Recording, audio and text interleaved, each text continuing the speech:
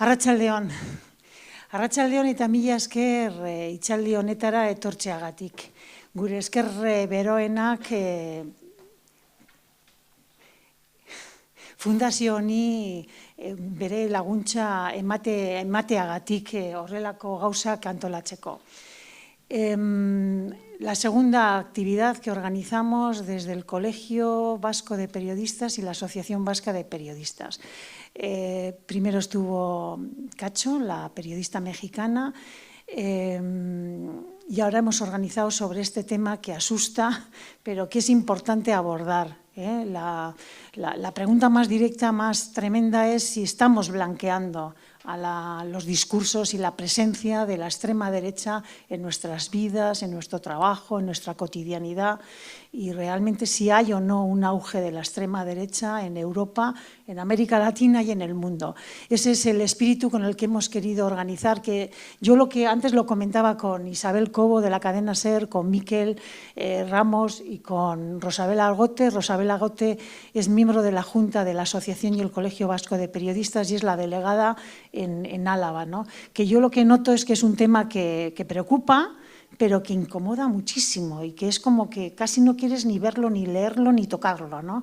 Pero realmente hay cosas que no deberíamos permitir.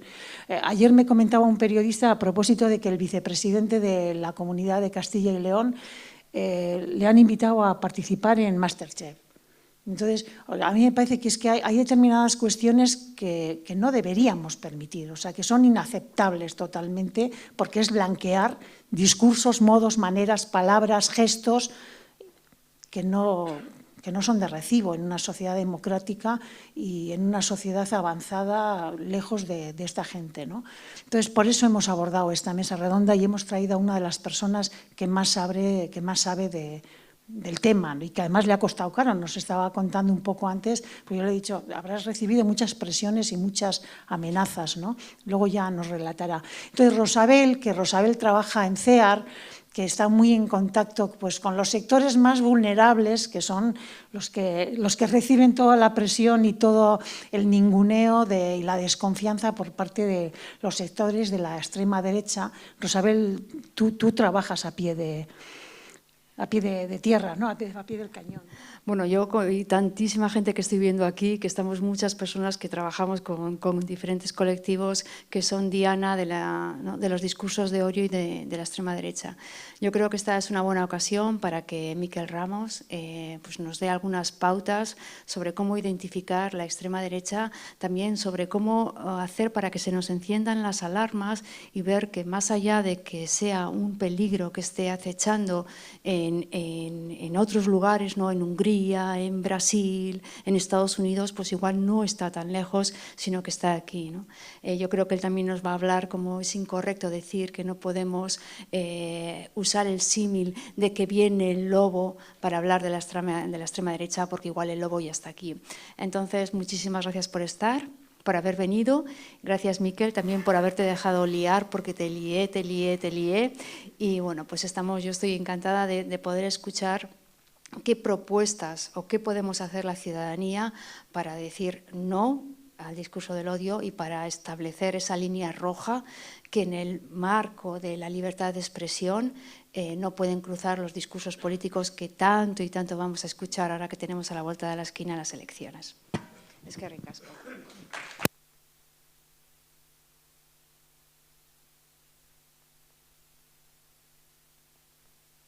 Así. Pues vamos allá, si os parece. Efectivamente, también yo os doy las gracias, que ricasco etortxagatik. Y eso, vamos al tema. Nuestro invitado esta tarde, Miquel Ramos, valenciano. Miquel, porque es valenciano, no es Miquel, como aquí. Ahora vive en Madrid, pero es valenciano, periodista especializado. Y cuando digo especializado en extrema derecha me suena terrible. Periodista especializado en extrema derecha.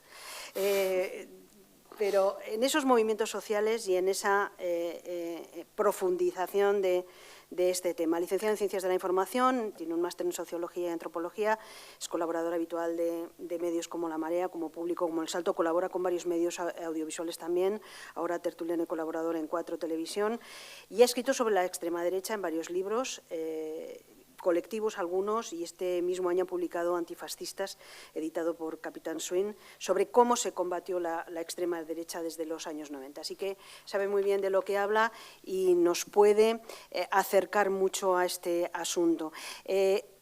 Ha sido colaborador también de otros medios y es uno de los fundadores de un observatorio, Sunset Topics, sobre la cobertura mediática del fenómeno migratorio, tan cercano a este tema también, y ha coordinado informes como el que nos ha entregado, por cierto, su libraco bien gordo, que lo he dejado ahí, de los neoconas, los neonazis, la derecha radical en el Estado español, Rosa Luxemburgo, 2021.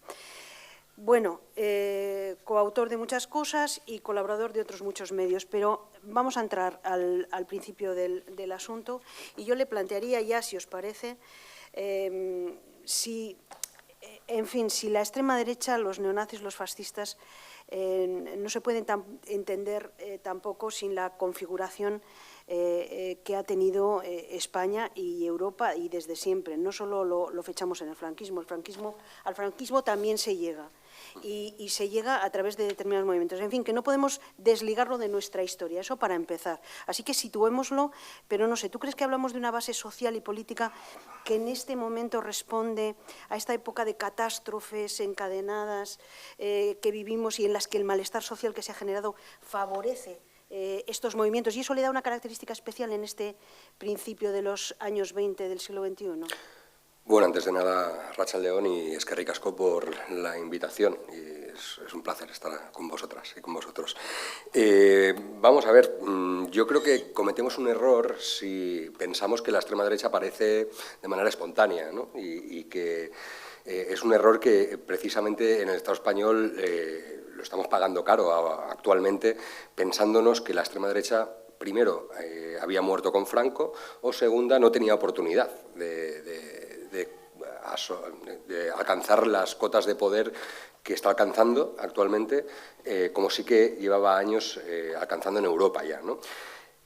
Es obvio que la característica propia del Estado español, que viene de una dictadura que, una vez Fuerza Nueva pierde sus diputados en los años 80, se refugia, toda esa extrema derecha sociológica se refugia en el Partido Popular, que el Partido Popular tiene la capacidad de aglutinar desde el centro derecha hasta la extrema derecha y lo hace también, y la contiene de alguna manera, es decir, eso es algo que hay que ponerlo sobre la mesa, es decir, la logra contener a pesar de que de vez en cuando algunos crucen un poco la línea, ¿no? Pues como Albiol, Maroto y algunos que a veces nos recuerdan esos discursos a algunos de la actualidad de Vox, pero sí que es verdad que esa extrema derecha estaba muy contenida. Incluso el periodismo, yo recuerdo, yo llevo escribiendo sobre extrema derecha 20 años, y no había partidos de extrema derecha, y de hecho cuando proponía algún tema sobre estos, que pues me miraba un poco raro, ¿no? Me decía, pero ¿qué extrema derecha? Si no hay extrema derecha en España, estás hablando de 4 nazis, 4 fascistas, de Inestrillas, de tal y de no sé qué, que esos, o sea, son marginales, no les des publicidad, me decían, ¿no? Claro, nosotros estábamos, los 4 que estábamos investigando la extrema derecha, sabíamos que en cualquier momento iban a llegar, no un Inestrillas, o no los personajes habituales caricaturescos prácticamente, ¿no?, de la extrema derecha que pululaban por el Estado español hasta que llegó Vox, ¿no? Pero porque sabíamos que había público, es decir, sabíamos que había una clientela. Lo que pasa es que no había salido el producto ganador. El producto ganador llega, además llega de las entrañas del Partido Popular, ¿no? Que esto es lo destacable de Vox, ¿no? Que es un partido que nace, digamos, de esa revuelta neocon que se produce en el Partido Popular a mediados del año 2005, 2006 aproximadamente, con el gobierno de Zapatero. Si lo recordáis, porque es muy importante recordar el contexto de entonces, se produce una revuelta absolutamente dentro de la derecha contra las leyes de Zapatero, la ley de matrimonio igualitario, la ley de memoria histórica, el proceso de paz aquí en Euskadi, el Estatuto de Cataluña. Hay una serie de factores donde la extrema derecha que estaba dentro del PP rompe y acusa al propio PP de ser esa derechita cobarde que dicen ahora, ¿no? Porque cuando llega al gobierno no deroga la ley del aborto, no deroga la ley de matrimonio igualitario, la ley de memoria histórica, aunque la vacíe de subvenciones o la intente enmascarar, no se atreve a echar para atrás. ¿Por qué? Pues ahora voy a hacer un poco de explicar un poco esta extrema derecha, ya no solo la española, sino a nivel global, de dónde empieza un poco a crear todo ese cuerpo que hoy en día estamos viendo ganar, ¿no? En muchos casos, no solo elecciones, sino también ganar lo que ellos pretenden ganar en realidad, que es el sentido común, ¿no? Esto se produce después de mayo del 68, o sea, nos vamos 50 años atrás. ¿Por qué? Pues porque la extrema derecha hasta entonces, por una parte estaban los neoconservadores, ¿no? Y que esto luego pues vemos a Thatcher, a Reagan o figuras de este entorno, ¿no? Pues que sí que tienen un marcado carácter ultraconservador, pero hay otra extrema derecha, ajena a esta, heredera del nazifascismo, que sabe que el nazifascismo no tiene buena prensa, no es buen marketing, que ya no se puede desfilar haciendo el saludo nazi, con antorchas, etcétera, ¿no? Siguen habiendo estos grupos, obviamente, pero una serie de intelectuales, y esto es importante remarcarlo, porque esto nace de la intelectualidad, nace de un grupo de profesores de universidad franceses, un movimiento que se llama la Nueva Derecha Francesa, bastante desconocida en España, pero muy importante en todo lo que es la extrema derecha actual, empiezan a elaborar una serie de estrategias para llevar las ideas del antiguo fascismo, ese neofascismo, a la actualidad, renunciando a una serie de, digamos, pilares básicos de lo que habían sido el nazifascismo de entreguerras, ¿no? Por ejemplo, ¿no? Os pongo algunos ejemplos para que veáis cómo algo que se teorizó en los años 70, hoy en día es bandera no solo ya de la extrema derecha, sino que ese es el gran drama, que ese sentido común está siendo conquistado poquito a poco, ¿no? Que es parte de este plan, ¿no? Perverso, ¿no? Y es, por ejemplo, ellos abandonan el racismo biológico, es decir, ellos ya no hablarán de razas superiores, ¿no? Ya esto es muy difícil escuchar esto ya, a no ser que vayas a los pozos nazis directamente o a los sitios así más turbios, ¿no? de la extrema derecha. Sin embargo, ellos acuñan otros términos, plantean otros marcos. Uno, por ejemplo, ellos lo llaman etnopluralismo. ¿Qué quiere decir esto? Pues ellos reivindican todas las culturas del mundo, todas son igual de válidas y no hay ninguna superior a otra. Ahora bien, la mejor manera de conservarlas es que cada una esté en su sitio, ¿no? Es el clásico, yo no soy racista, soy ordenado, ¿no? Cada uno en su sitio, ¿no? Y esto, si lo vemos hoy en día traducido a lo que es el lenguaje de la extrema derecha, se basa, y en España más concretamente, en la diferencia cultural, es decir, culturas incompatibles con Europa. Esto referido prácticamente a personas venidas sobre todo del norte de África y Oriente Medio, ¿no? Y sobre todo, la característica también es que la islamofobia, es decir, el odio y el prejuicio contra las personas musulmanas, ha venido a sustituir el antisemitismo. Es decir, ahora la extrema derecha, de hecho, es pro-israelí. La gran mayoría de la extrema derecha a nivel global, desde Estados Unidos, Bolsonaro, hasta la extrema derecha europea, ha abandonado el antisemitismo. Aunque luego en privado siempre se les va un poquito la manita, pero ellos han encontrado en Israel un espejo donde mirarse, ¿no? Por algunas de sus políticas también de segregación, ¿no? Por lo tanto, hay un cambio dentro de la extrema derecha que se empieza a gestar en los años 70 y que poco a poco va adoptando partidos, líderes, periodistas, influencers. O sea que, perdóname, aquello de la frase aquella del fascismo se cura leyendo... Ah, eso es mentira. Eso no es verdad. Claro, o sea, que no. Hay una base de gente que potente intelectualmente y con... Bueno, ya el propio nacimiento de ese movimiento de derecha francés lo apuntaba, ¿no? Eso nace de la universidad, es decir, cometemos un error si creemos que la extrema derecha es ignorancia o es falta de cultura, todo lo contrario. Puede haber gente que sea ignorante y hay gente ignorante que está votando a alguien de extrema derecha porque le pone más la bandera que su clase social. Eso pasa, si no, no tendríamos a la extrema derecha donde está, obviamente, ¿no? Porque esa identidad a la que apela la extrema derecha, como identidad nacional o identidad cultural o lo que sea, pues le puede más que su condición de clase, ¿no? Por ejemplo. Pero, sin embargo, los grandes artífices de la extrema derecha, incluso gran parte de la gente que está abanderando la extrema derecha hoy en día, es gente muy culta y muy leída, y además con más de un apellido, es decir, más de 2 apellidos, quiero decir que son ni tampoco se cura viajando, es decir, los racistas han viajado mucho también, ¿eh? Y de hecho yo siempre pongo el ejemplo del Holocausto. El Holocausto es, yo creo que la plasmación de la racionalidad de manera perversa, obviamente, ¿no? Pero es un diseño absolutamente racional, industrial. súper bien planificado. Eso no es fruto de la ignorancia, eso es alguien, ahí contribuyeron no solo políticos malignos, sino arquitectos, médicos, propagandistas, es decir, evidentemente que hay un fondo intelectual para el mal, es decir, la cultura de per se no es ni positiva ni negativa, puede ser utilizada de manera perversa, y eso yo creo que la historia está plagada de ejemplos, ¿no? O sea que hay muchas capacidades, mucho dinero y además detrás de todos estos movimientos una organización perfectamente planificada. Hay una organización, obviamente, lo que no quiere decir que esté conectada y de acuerdo en todo. Es decir, a la extrema derecha, igual que la izquierda, es plural y converge en algunos asuntos y en otros discrepa. Y es verdad que comparten varios puntos en común, una agenda común, y sobre todo en cuanto a la estrategia y la retórica, ¿no? Luego, evidentemente, pues la extrema derecha polaca y la rusa pues tendrán sus conflictos por cuestiones geopolíticas, territoriales, nacionales, etcétera, como la extrema derecha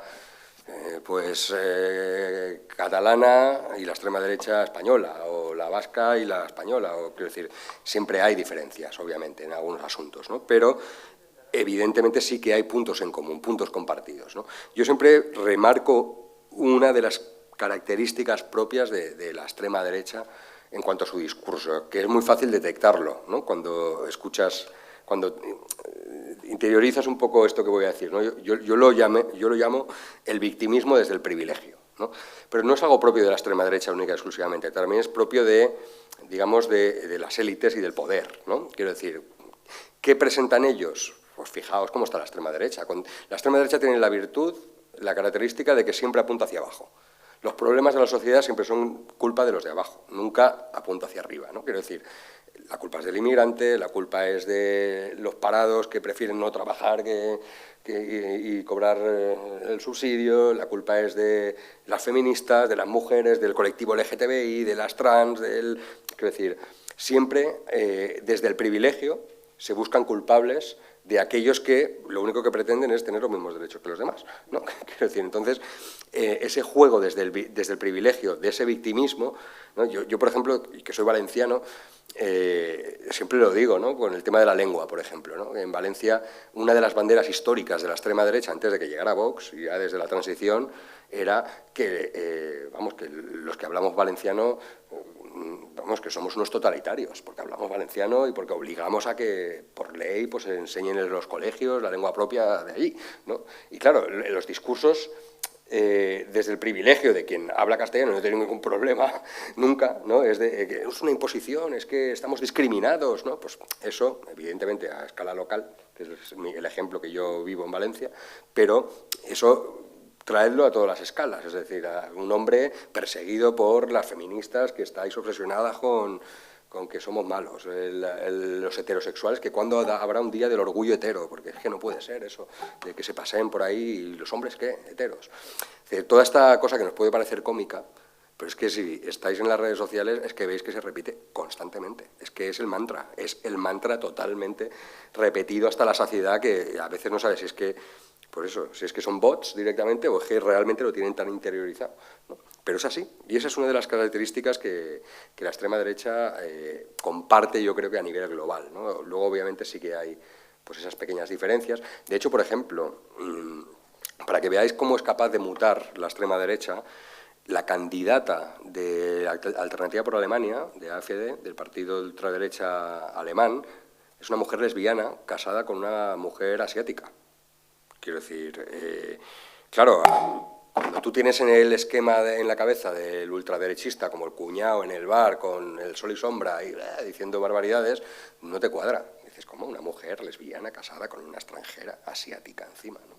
Pues sí, pero es que esto no es nuevo. Es que había un candidato holandés de extrema derecha que murió, que se llamaba Pim Fortuyn, que era homosexual, y él hacía bandera de la homosexualidad. ¿Para qué? Porque él lo que decía era que el principal enemigo de una persona homosexual eran los musulmanes, ¿no? Y es lo mismo que dice Alice Weidel, la de Alternativa por Alemania, ¿no? Que dice que el mayor peligro para las mujeres y para el colectivo LGTBI son los musulmanes, ¿no? Y esto tiene la trampa, para que veáis cómo son las cosas luego a nivel electoral, que en las últimas elecciones francesas, en estas no, en las anteriores, hace 4 años, el 40% del colectivo LGTBI votó a Marine Le Pen en la segunda vuelta, cuando estaban Macron y Le Pen, el 40% del colectivo LGTBI. Claro, porque votan en clave, ¿no? Ni en una clave de clase social, ni en una clave, obviamente, antifascista, ¿no? Pero ellos dicen, bueno, mi problema es que venga un moro y me pegue porque soy gay. Porque le han metido en la cabeza, la extrema derecha, que su principal problema es ese, ¿no? Hemos llegado a los mensajes, o sea que ya estamos situados. ¿Cómo ves desde tu punto de vista el cómo evitar esa normalización de estos mensajes? Pregunto, ¿son efectivos los cordones sanitarios? Comentábamos antes, en Euskadi, por ejemplo, el Parlamento mantiene ese cordón con Vox, con la única parlamentaria de Vox, evita esos debates. En los medios de comunicación no observo tan generalizado ese cordón sanitario, ni siquiera en los que se autodenominan de izquierdas o de centro-izquierda, vamos a dejarlo así. ¿Es efectivo? ¿Se plantea el debate de si surge este tema hay que llamarles, evitarlo? ¿Sabes qué pasa? Que ese debate ha existido siempre. Es decir, de hecho, lo comentaba antes, ¿no? Cuando escribíamos sobre extrema derecha, mucha gente decía, pero no le hagáis publicidad, tal, ¿no? A ver, claro que hay que hablar de la extrema derecha. El problema es cuándo y cómo hablas de la extrema derecha. No, te lo planteaba claro, porque el hecho de que efectivamente esos mensajes calan y al final ese 40% del colectivo LGTBI se come, digiere y asume el mensaje, ¿no? Pero por eso digo que no es no hablar de la extrema derecha, hay que hablar. Yo hablo constantemente, me dedico a esto, pero el tema es no ser esclavo de su agenda, es decir, no hablar de la extrema derecha cuando ellos quieren que hables como ellos quieren que hables y cuando ellos y en los marcos en los que ellos quieren que hables, ¿no? La extrema derecha conoce muy bien la rutina periodística, la conoce perfectamente, la estudia al dedillo y sabe perfectamente cómo crear titulares, cómo insertar debates y cómo somos nosotros mismos los que picamos, ya no solo en los medios de comunicación. Es que, no sé si os acordáis de la campaña de Vox en el Metro de Madrid, del un MENA no sé cuántos mil euros, tu abuela no sé cuántos.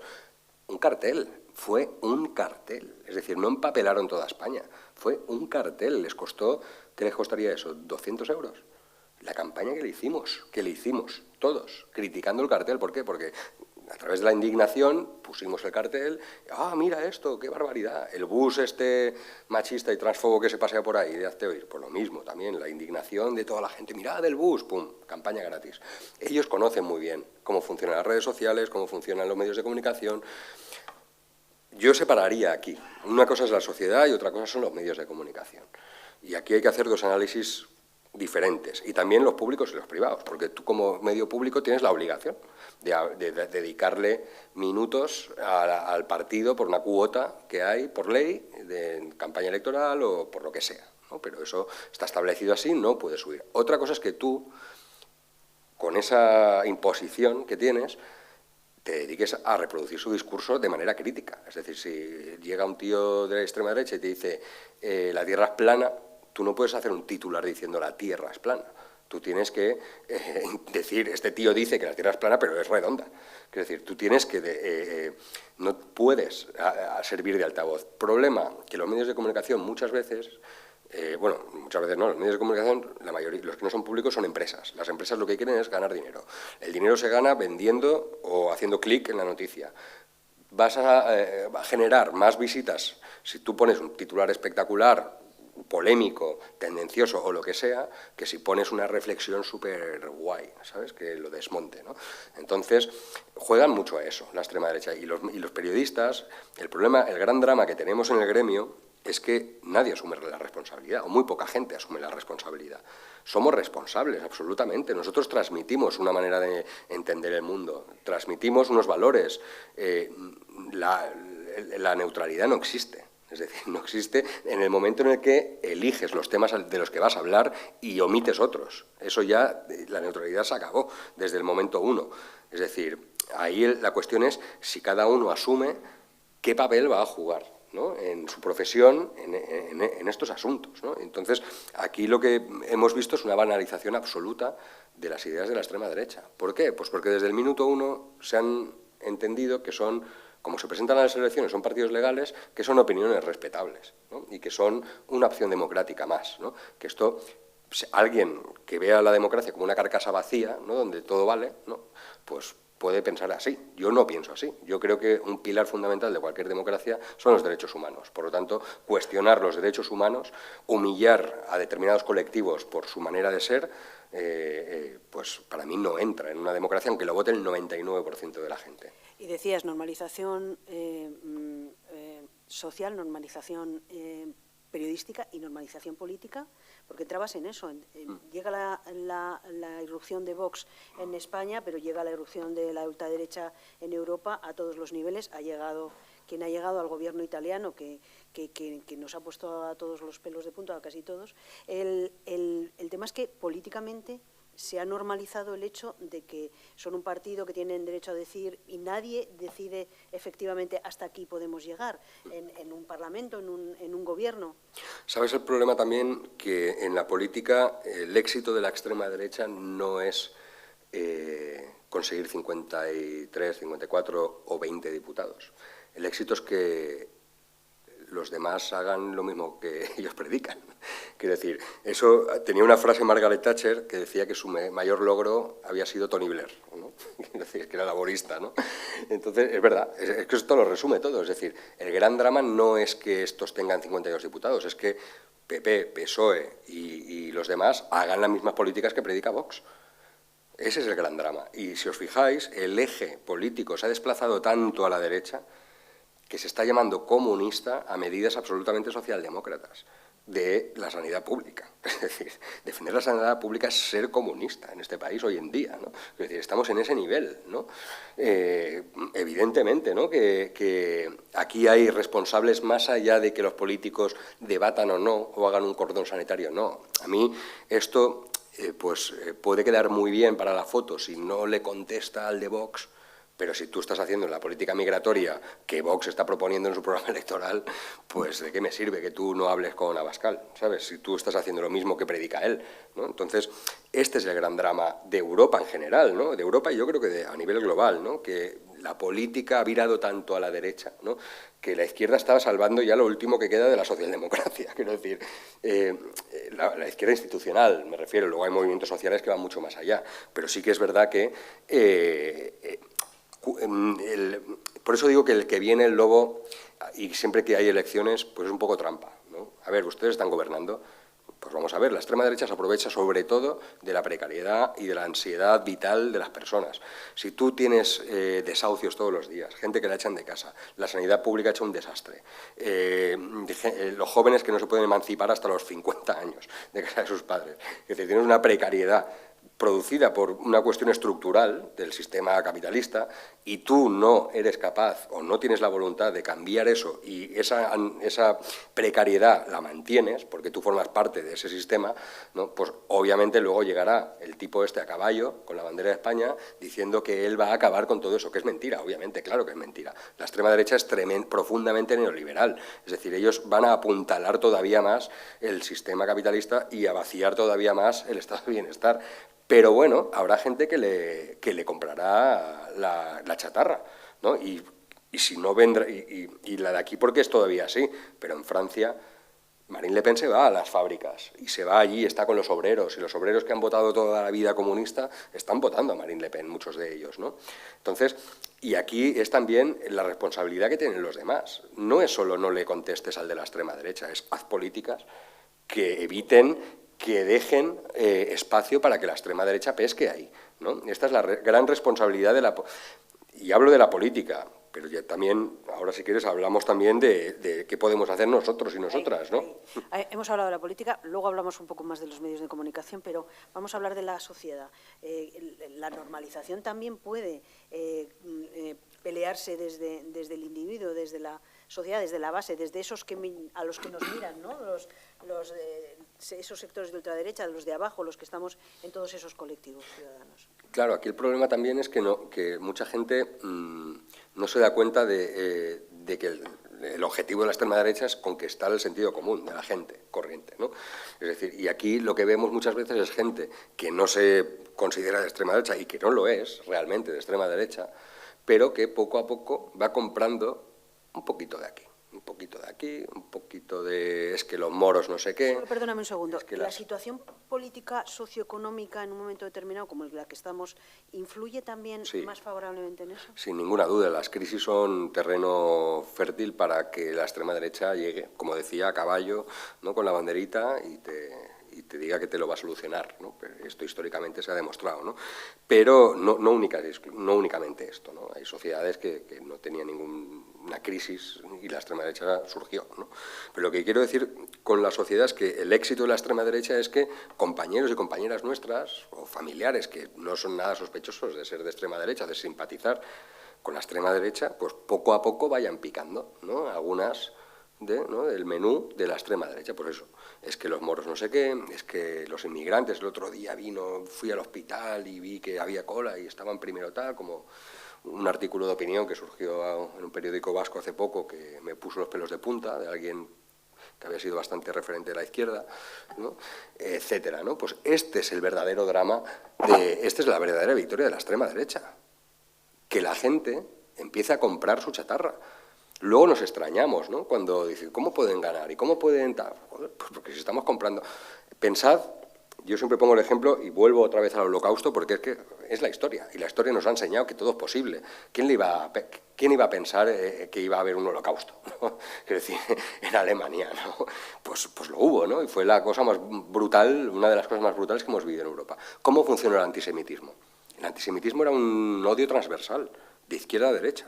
Es decir, no era patrimonio no exclusivamente de los nazis. Había gente de izquierdas que era antisemita, como la hay todavía, que es antisemita, que es islamófoba, que es machista, que es LGTBI-fóbica, etcétera, ¿no? Que los prejuicios son transversales, ¿no? Y nos toca a todos y a todas, ¿no?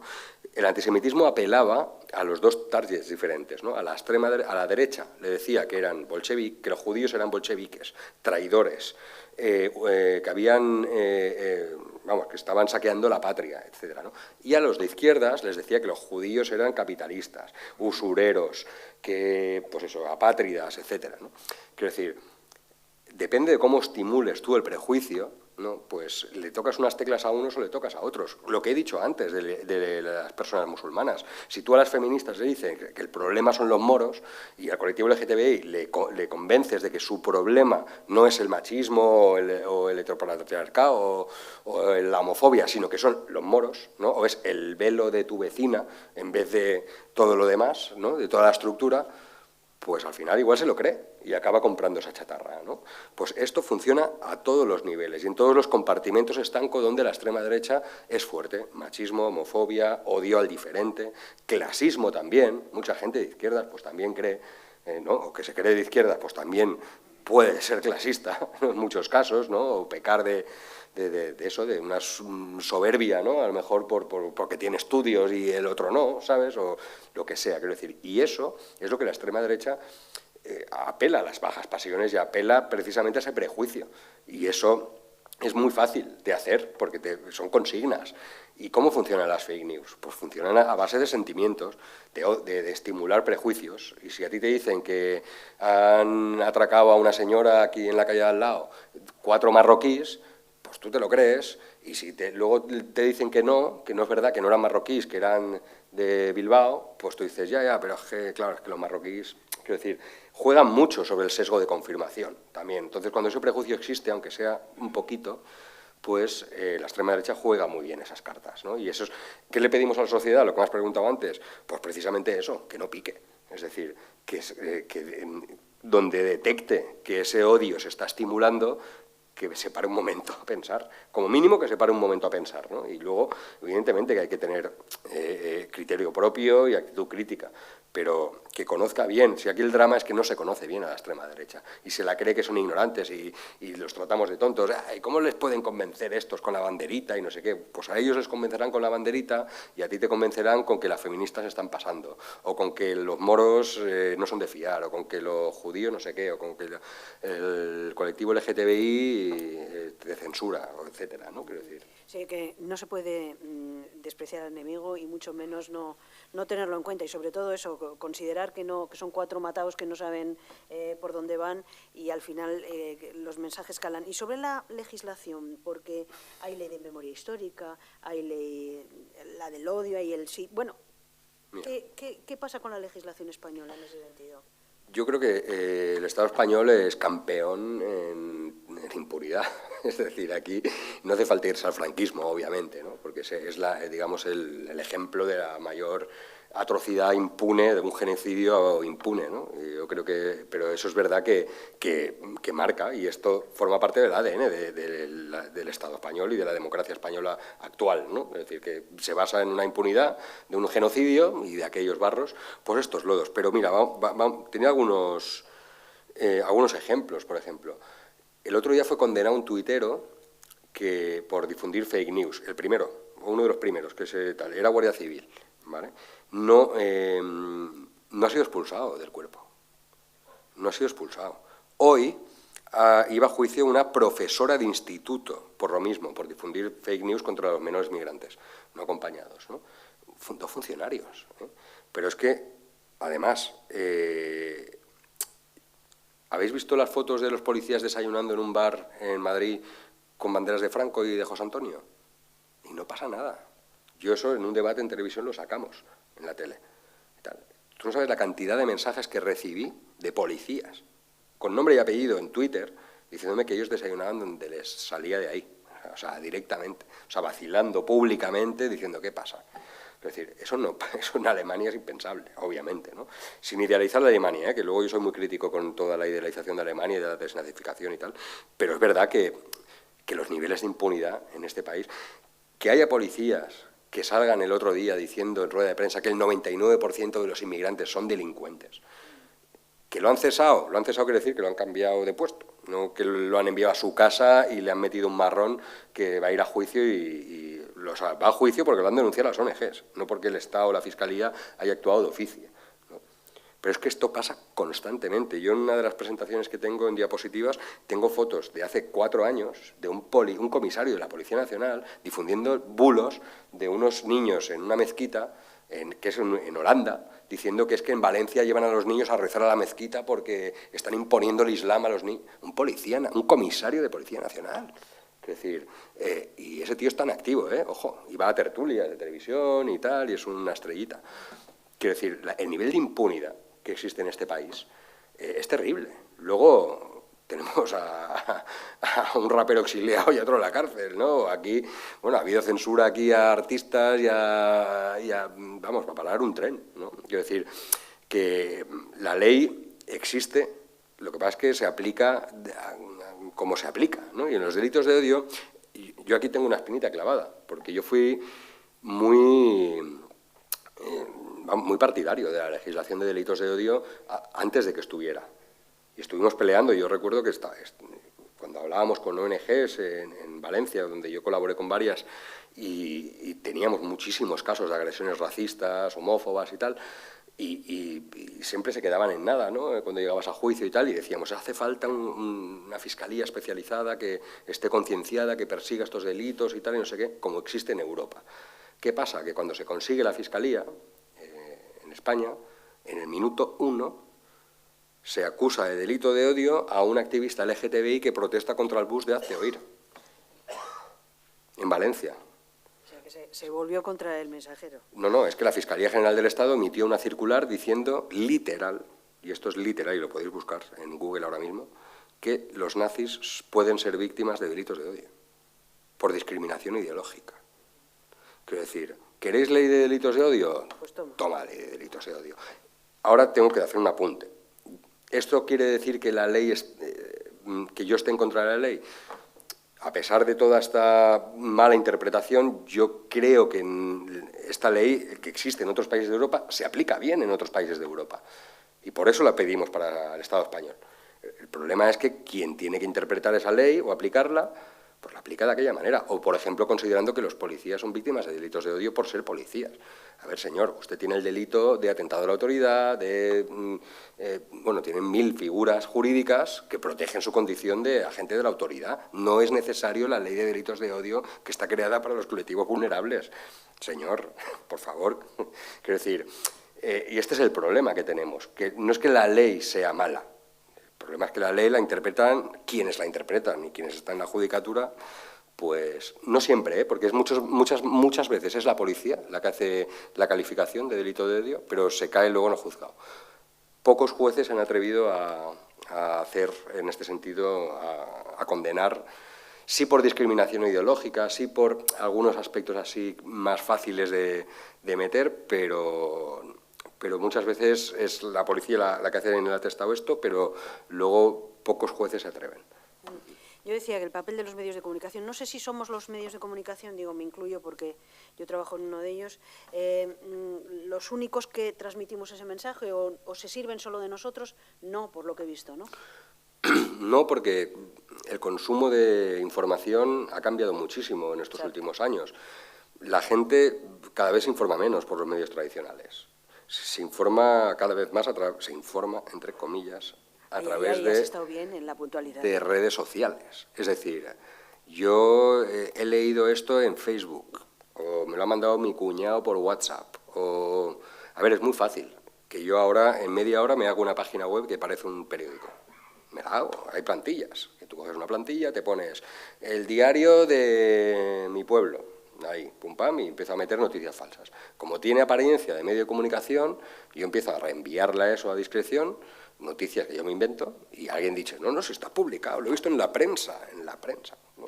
Igual es una página que se ha inventado mi abuela, ¿sabes? Pero bueno, eso lo que hace, pues, primero genera una desconfianza hacia los medios de comunicación tradicionales, que es verdad que están muy desprestigiados y a veces con razón.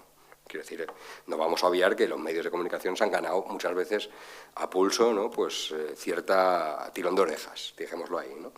Pero también es verdad que uno debe ser responsable a la hora de consumir información. Uno sabe qué fuentes son más fiables que otras, o puede ser... o como mínimo tiene más herramientas para contrastar. Es decir, yo puedo no coincidir con la línea editorial del país o del mundo o de lo que sea, pero yo voy a esa noticia, miro las fuentes y me busco la vida, si no me la creo. Si esa versión no me la creo, yo ya me busco la vida.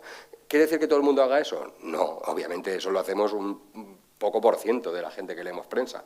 La mayoría de gente se queda con el titular. Es que encima, a veces es que vemos que el titular y el cuerpo de la noticia no tienen nada que ver. Es que eso pasa a veces, ¿no? Y incluso a veces hasta se contradicen, ¿no? Quiero decir que los medios de comunicación a veces juegan mucho con eso. Y muchas veces esto es un problema, porque el derecho a la información no es solo el derecho a informar, sino es el derecho de la ciudadanía a estar informado de una manera veraz y plural, ¿no? Que este es el gran problema muchas veces, ¿no? Que entendemos que la democratización de la información a través de Internet es buena de per se, y bueno, es como todo, es una herramienta, puede ser buena y puede ser mala. Hay gente que lo utiliza para el bien y tiene sus medios alternativos, tiene sus blogs, documenta, hace cosas chulas y te sirven, y luego hay gente que lo utiliza para el mal, para difundir bulos, para crear noticias falsas, para hacer, pues eso, hacer daño directamente. Entonces, claro, aquí yo lo que creo que deberíamos hacer es enseñar a consumir información. Yo soy partidario de una asignatura en los colegios, no en las universidades, en los colegios, de aprende a leer prensa y a ser crítico con la prensa, lo primero, pero aprende a leer, porque no te la cuelen, ¿no? Y esto yo creo que si tenéis amigos y amigas que son profes, habréis oído en algún momento que están preocupados por los chavales un poco como están pillando el rollo reaccionario, ¿no? Como el machismo, el racismo, la homofobia y tal, ¿no? Como es ahora es algo como guay, ¿no? Y esto a mí me llega constantemente. Es decir, mis amigos que son profes constantemente me están diciendo, joder, tengo una clase que ahora con el rollo antifeminista, con el rollo no sé qué. Es decir, y esta gente, da igual que tú tengas unos profes súper progres, súper majos y súper guays. Unos padres, vamos, profes de universidad súper progres, enterados, que no sé qué, da igual.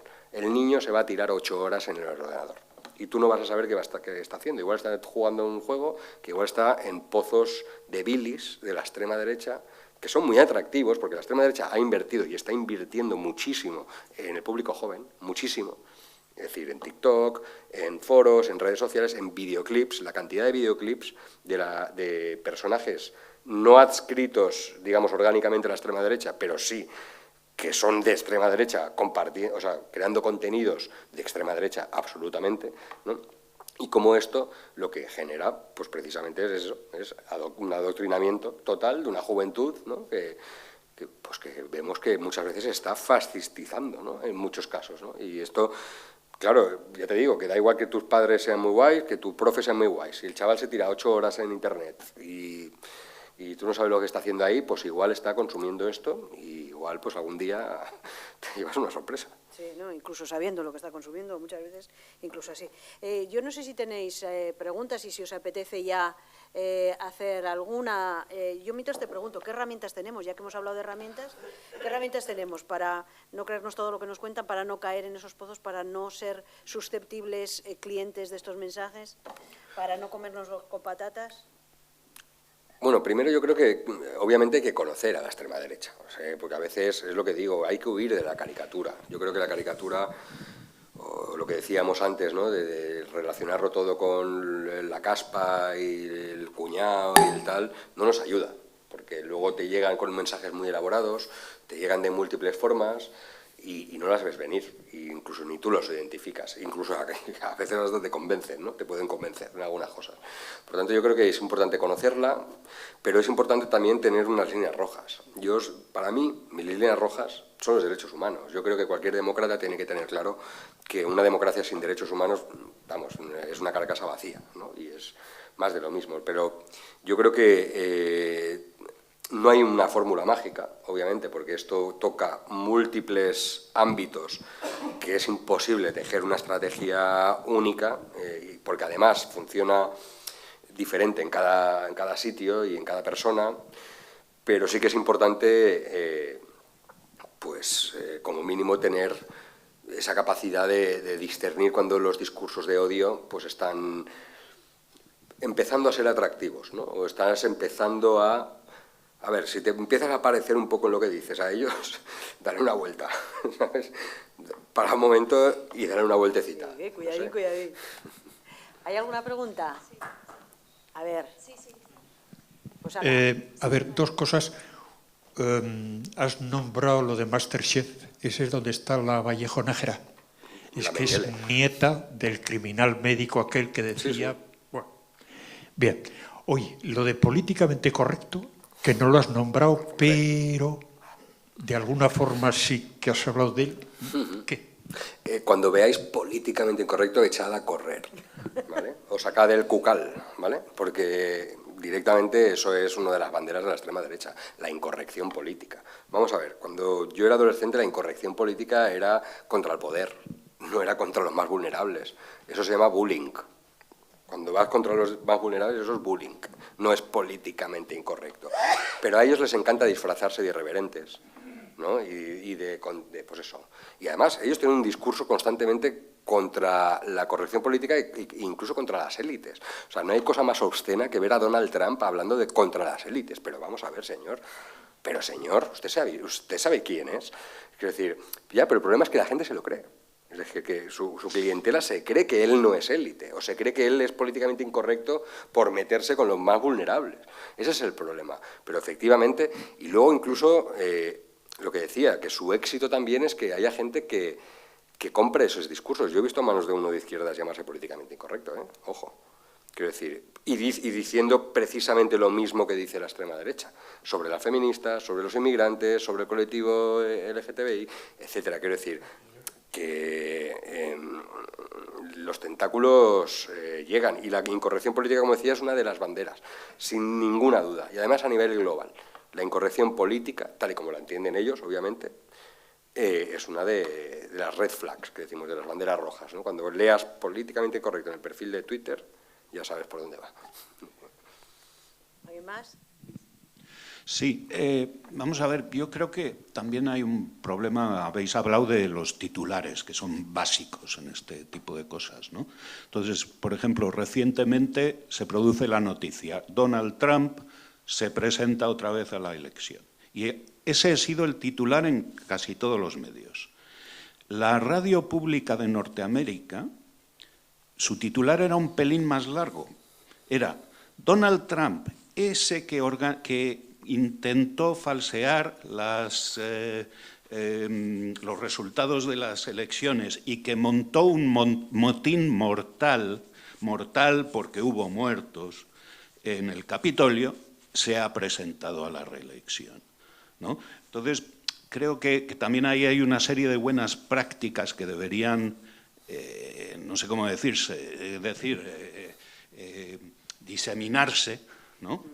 Para que, en fin... Eso es efectivamente una discriminación periodística clarísima, es decir, tú haces un titular contando efectivamente que Donald Trump se presenta a la reelección y otro en el que explicas determinantemente quién es Donald Trump el que se presenta de nuevo a la reelección.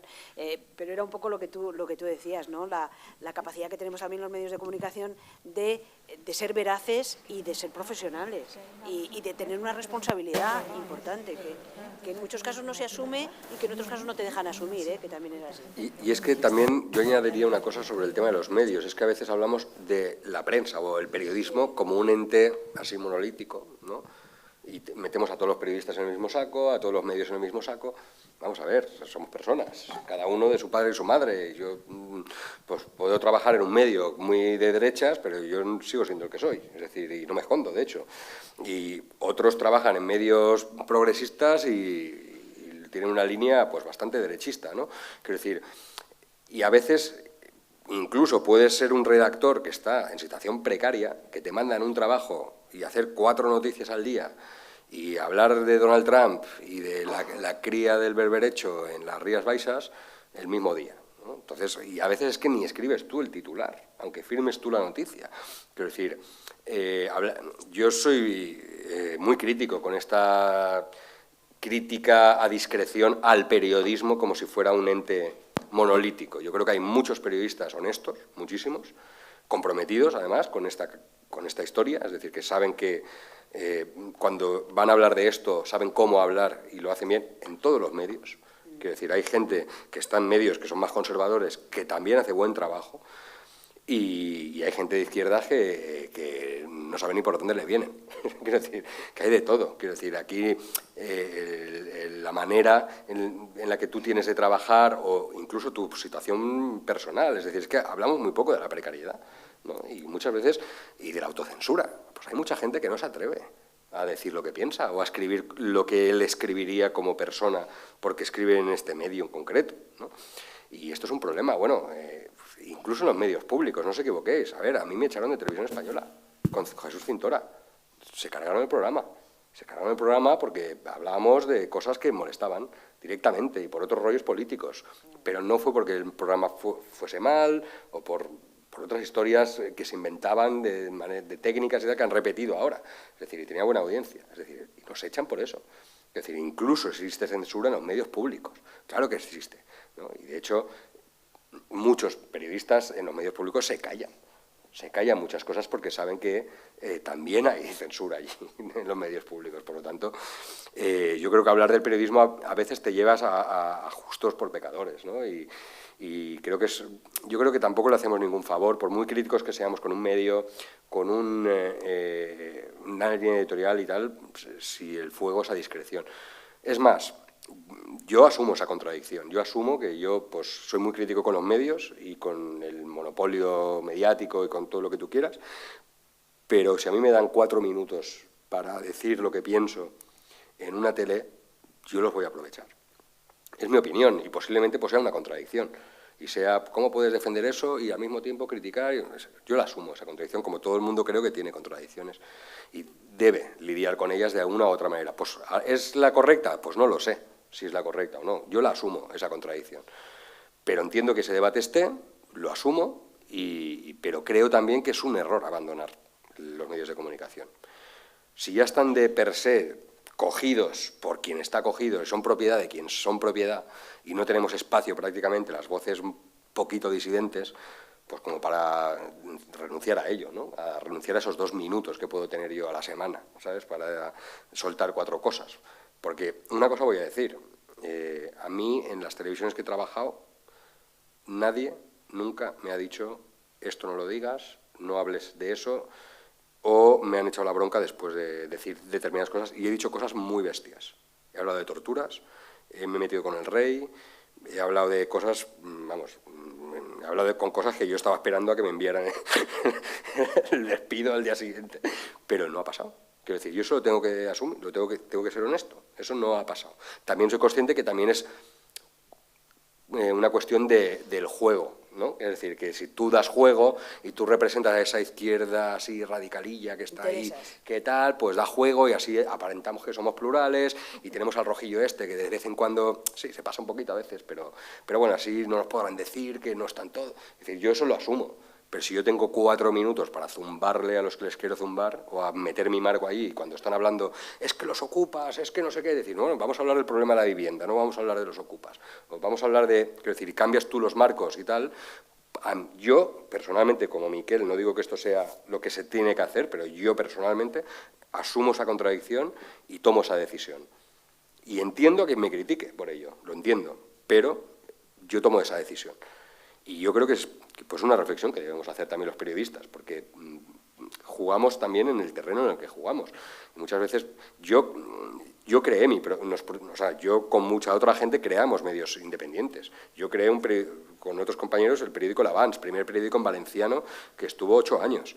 Y era alternativo y era hecho con suscripciones, con tal y cual. Estuve en Diagonal, ahora colaboro con El Salto, con La Marea, son medios de hacerlo tú mismo, son cooperativos. Es decir, está muy bien criticar a los grandes medios, pero ¿tú estás suscrito a algún medio alternativo? ¿Tú apoyas a uno de estos medios que no dependen del IBEX 35, que no admiten publicidad de las grandes empresas y tal? ¿Tú los apoyas? Porque es muy bonito pedir una información guay, plural, y que los periodistas de izquierda estén ahí y tal, ya, pero ¿tú contribuyes en algo o simplemente lo pides? ¿No? Porque, es decir, yo estoy suscrito a los mismos medios a los que colaboro, o sea, encima yo estoy pagando la suscripción a mis propios medios, quiero decir. Pero yo creo que eso también es una reflexión que debe hacer la sociedad. ¿Queremos otro periodismo? Hagamos lo posible. A ver. Sí, da igual. Me gustaría, a ver si nos puedes ilustrar un poco con esto que has comentado de que la extrema derecha, luego yo tengo dudas de cómo hay que denominarla, si hay una única denominación, pero has comentado que desde luego incultos no son, que son muy cultos y que te has retrotraído a 50 años a pensadores que ya empezaron a conformar un pensamiento, una filosofía y tal. Yo creo que adolecemos de que no sabemos cómo nombrar esto. Cada uno lo nombramos como queremos, los nuevos fascistas, nazis, el nuevo franquismo, ultraderecha, y sin embargo no somos capaces de ver cuáles son las fuentes ideológicas, los filósofos, la gente que está dando cuerpo a una ideología que es la importante. Y claro, a la gente joven hablar del fascismo, hablar de nazismo, hablar de Italia y Mussolini o incluso de Franco, queda lejos. Entonces, ¿cómo podemos dar más cuerpo teórico y cómo podemos definir mejor a este fenómeno que no lo sabemos nombrar tampoco muy bien, o cada uno lo nombramos de una manera distinta, ¿no? Dos cosas al respecto. Yo soy partidario de no dejar nunca de hablar del nazismo y del fascismo, de entreguerras, nunca, porque es la madre del cordero en este asunto. Es decir, no se puede entender no solo la extrema derecha actual, sino no se puede entender el mundo actual, sobre todo Occidente, sin hablar del Holocausto. Yo creo que cometemos un grave error si omitimos esa parte de la historia. A nosotros se nos omitió el franquismo durante la educación. A mí no se me explicó, se me explicó en casa y se me explicó en mi entorno, pero yo en el colegio, en el instituto, no estudié el franquismo. Y la Segunda Guerra Mundial así de pasada. Pero, quiero decir, yo encuentro que hay una gran falta de conexión histórica entre unos hechos y otros, obviamente tomándolo con la distancia y sin crear, digamos, falsos espejos, ¿no? Pues que tampoco nos sirven para la actualidad. No es lo mismo, pero sí que viene de allí. Eso por una parte. Por otra, yo creo que los debates terminológicos es precisamente lo que menos interés me genera. ¿Por qué? Pues porque yo creo que yo utilizo etiqueta ultraderecha, extrema derecha, o como en el informe este de la Rosa de Luxemburgo, que está por ahí, que os lo podéis descargar, luego os digo cuál es y os lo podéis descargar gratis. Son 600 páginas destripando la extrema derecha española, que está bastante bien. Ahí llamamos derecha radical. ¿Por qué? Pues porque vamos desde los neocon, es decir, desde los lobbies ultrarreligiosos o los lobbies más ultraconservadores y tal, hasta los neonazis. Es decir, todo ese espectro de la derecha radical. Fijaos en a qué punto hemos llegado, que ahora la extrema derecha a nivel global, ya no solo en España, sino a nivel global, ha empezado un mantra, que es un torpedo, ahí al tema de la nomenclatura, que ahora dicen que es que los nazis eran de izquierdas. Lo habréis visto alguna vez por ahí, que no, que eran socialistas, claro, esos socialistas de izquierdas, ¿no? Bueno, ellos quieren que nos perdamos en discusiones terminológicas y académicas. ¿Por qué? Porque a ellos les da igual cómo los llames, son lo mismo, da igual, ultraderecha, extrema derecha, neofascistas, posfascistas.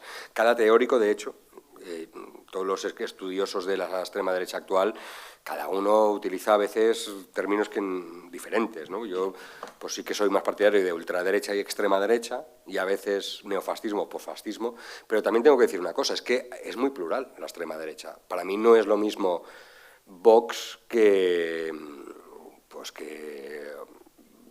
Falange Española, o que Hogar Social Madrid, o que España 2000. Tienen puntos en común, muchísimos, pero para mí no es lo mismo. No es lo mismo un grupo de skinheads neonazis que abogados cristianos, ¿no? Sin embargo, sí que comparten ciertas cosas, ¿no? Por lo tanto, yo no me perdería tanto en cuestiones terminológicas o académicas, sino que iría, y precisamente conectándolo con el tema de la historia, y esto sí que es apelar también un poco a padres, madres y a profesores y profesoras, a hablar más de la dictadura franquista, pero también del Holocausto, y hablar más del nazismo, y hablar de cómo fue de lo que fue el antisemitismo, de lo que fue la población gitana exterminada, el 80% de los gitanos europeos exterminados durante el Holocausto, la persecución a las minorías, quiero decir, esa es una batalla que explotamos poco.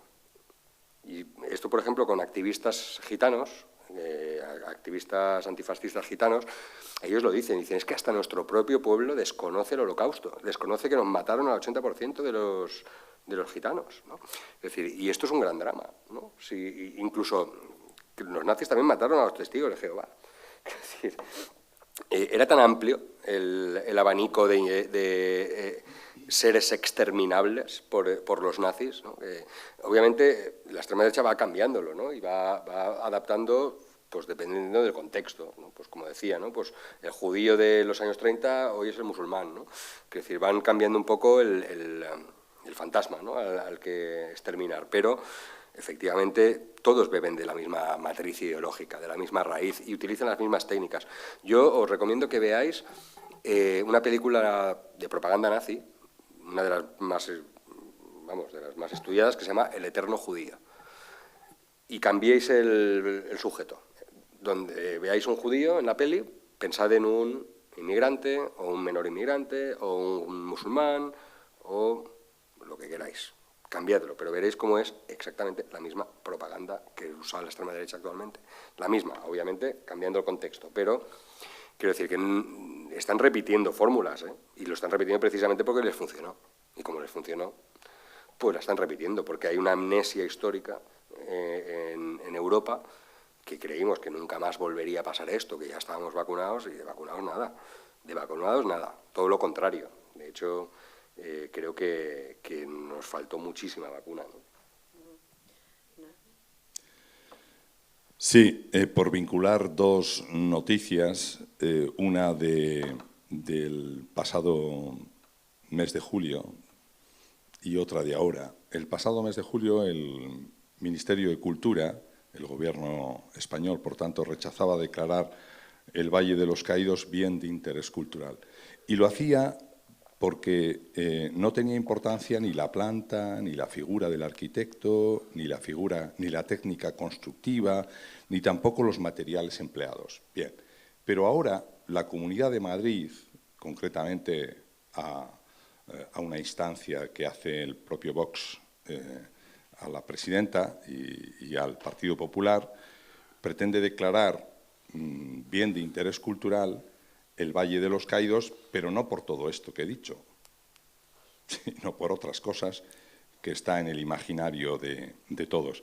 Yo en su día pregunté al que formó parte del Tribunal Supremo, Antonio Martín Pallín, le pregunté, que es un hombre progresista, si creía que estábamos al principio, acababa de ser Vox, todavía Vox no había entrado, digamos, en la liza electoral, pero estaba legalizada y algunos sabíamos la que se nos venía encima, y le pregunté si creía que debía estar prohibida esta organización política. Dijo que no, bajo ningún extremo, que la democracia y la libertad debían de permitir, así como en Alemania sabemos que están prohibidos los símbolos del nacionalsocialismo, de los nazis, pues aquí no ha pasado nada de todo esto. No sé si se nos está yendo de las manos todos estos mensajes de odio, de desprecio, lo que todos sabemos, lo que está también en el imaginario, creo, de los que estamos aquí. Miquel, quería preguntarte si tú crees que es así, si se nos está yendo, si vamos a tener una cita en algún momento con plantearnos algo de esto, si crees que no, que la democracia, que no ha conseguido que en las cunetas, en su momento, ni que lo que hizo el juez Garzón, que tiene sus luces y sus sombras, pero que intentó lo que intentó en su momento con una condena del franquismo, con todo lo que ello conllevaba, que no hayamos conseguido todo eso, que la democracia haya conseguido otras cosas, pero no de repente nos pone como ante una pregunta, a esa pregunta de ¿vamos por buen camino? ¿La democracia también es esto? ¿La democracia es permitir todo este desprecio, todo lo que sabemos o no debiera? Debiéramos de ser menos permisivos con todo esto. Mira, la democracia española no solo se cimienta sobre un genocidio impune, sino sobre una versión absolutamente revisionista. Es de la propia transición. Quiero decir, no sé si habéis visto el reportaje del Rey de HBO. O sea, tiene tela que los que le han estado tapando durante décadas ahora salgan tan tranquilos a contar lo que todo el mundo sabía y nadie se atrevía, y solo algunos se atrevían a decir. Y esa es la historia de España. Es decir, la mentira que nos han contado desde la transición, de que... ¿Por qué? Pues porque está cimentada sobre lo que está cimentada la democracia española. Por lo tanto, el tema del revisionismo histórico es que lo llevan en el ADN hasta el Partido Socialista y hasta el Partido Popular. Quiero decir, no es una cuestión de que llegue Vox ahora y diga el Valle de los Caídos tal. Es que, a ver, que aquí han pasado gobiernos. Aquí Mayor Oreja dijo que, no me acuerdo qué dijo del franquismo, que fue una época plácida, eso, todavía me acuerdo, el señor este. Y bueno, y aquí ha gobernado el PSOE unos cuantos años y no ha sacado ni un cuerpo de las cunetas. Quiero decir, que aquí hay muchas complicidades en toda esta historia. Quiero decir, no es que llegue Vox ahora y diga lo del Valle de los Caídos. Yo siempre digo que lo de la ley de memoria histórica, que quite las 4 aguiluchos que quedan por las tal, está muy bien, pero métete dentro del edificio y empieza a limpiar. Empieza a limpiar, bien. Limpiar, pues aquí no se ha depurado nada. No voy a explicar aquí lo que fue la transición, ya lo sabéis todos, y creo que esto da para una charla, no, esto da para un seminario entero, ¿no? Que lo ha habido y lo sabrá, porque esto es de estudio, ¿no? Pero obviamente, a mí el revisionismo de la extrema derecha es que ni me sorprende, porque es lo mínimo que esperas de ellos, ¿no? Como mínimo, es que si ya lo han dicho los demás, ¿qué van a decir ellos? Pues lo van a decir pues un poquito más y ya está. Ahora la ley de memoria histórica pues acaban de permitir una marcha de la Falange para el sábado por la noche en Madrid, que llega hasta el Valle de los Caídos, donde precisamente estaré yo el domingo por la mañana, en el Valle de los Caídos, protestando y viendo a ver el desfile de falangistas. Pero quiero decir que si es que el drama es la raíz de este problema, que no hay una voluntad explícita de romper con la historia. ¿Por qué? Pues porque si nos ponemos a revisar la historia de verdad, no estamos tocando única y exclusivamente símbolos o discursos o panteones, sino estamos tocando familias, fortunas, patrimonios, empresas. Es decir, esa es la madre del cordero. Esa para mí es la madre del cordero. Y ya sobre el tema de que dices de ilegalizar o cómo la democracia está permitiendo esto, vuelvo al principio de la charla. La nueva extrema derecha no te va a decir que quiere hacer un holocausto, ni que va a desfilar con banderas nazis y antorchas y uniformes de las SS. La extrema derecha te va a decir que ellos no son racistas, que ellos aceptan a todo el mundo y que los inmigrantes bien, si vienen a trabajar y se integran, pero que a los delincuentes o a los que vienen y tal, o a los que no se adaptan a nuestras costumbres, que claro, ¿qué hay de punible en eso? Es decir, pues a lo mejor algún juez sí que encuentra alguna desliz punible, pero ellos son muy listos. Ellos no te van a hacer ¿Os acordáis de la mani nazi de Chueca? Se pasearon por Chueca al grito de fueras idosos de Madrid, ¿vale? La mani era legal. ¿Por qué? Porque era contra la Agenda 2030. Quiero decir, no son tontos. Ellos en sus estatutos no te van a poner, queremos exterminar a todos los musulmanes de España. Ellos te van a poner, queremos que la patria española y las costumbres y tal. Es decir, ellos, la ley, en Alemania no están prohibidos, ¿eh? En Alemania está el NPD, que es un partido nazi, abiertamente nazi. Está la Tercera Ola, que es un partido nazi. Hay varios. Está Alternativa por Alemania, que es en algunos sitios segunda fuerza y en algunos ha ganado elecciones. Es decir, ni en Alemania son capaces de encontrar cortafuegos legales para que estas formaciones no se cuelen. Si ese es el gran problema. Yo creo que la democracia tiene otras herramientas, que no son precisamente esas.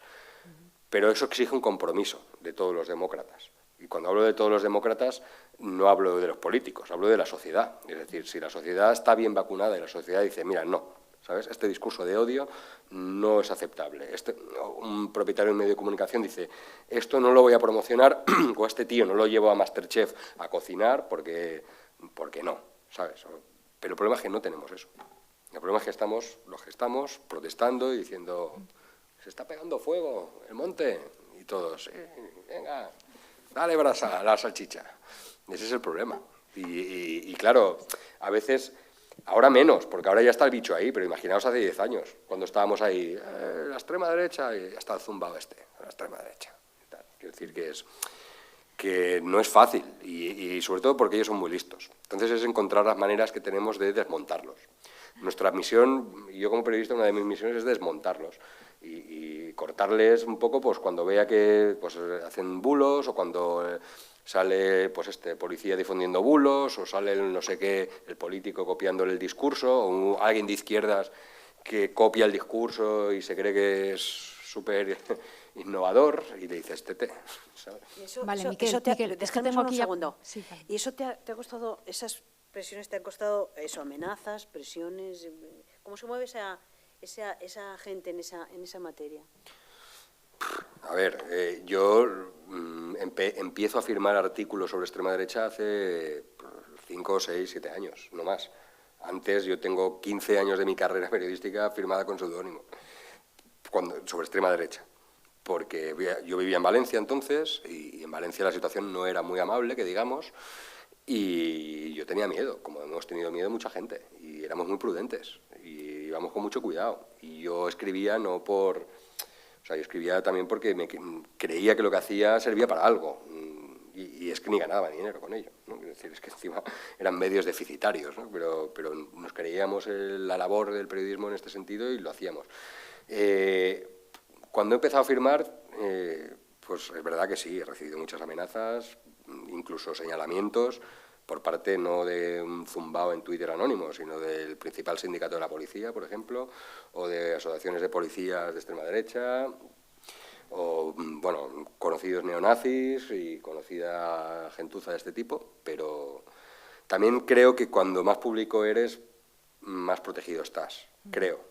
Sí. Por eso yo creo que también, yo sé que hay mucha gente que no puede firmar con su nombre, o que no puede dar la cara por muchas cosas, por situaciones personales, por el trabajo y tal.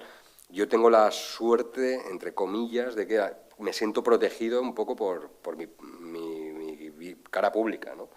Y yo un poco intento explotar también eso para ver que, o sea, para demostrar que no hay que tenerles miedo.